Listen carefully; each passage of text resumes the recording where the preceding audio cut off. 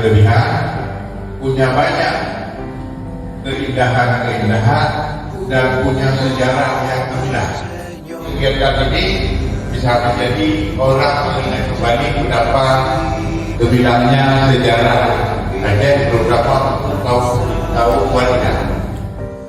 Buat konten yang politik untuk Aceh, agar Aceh jangan dilihat dalam bentuk konten negatif, agar orang luar tahu melihat Aceh dalam konten politik. Apa yang kalian pikirkan yang baik dan bisa mendatangkan suatu nilai positif, silakan dibuat jadi konten. Dan mengucapkan alhamdulillah acara lomba esai fotografi dan desain grafis saya nyatakan dulu.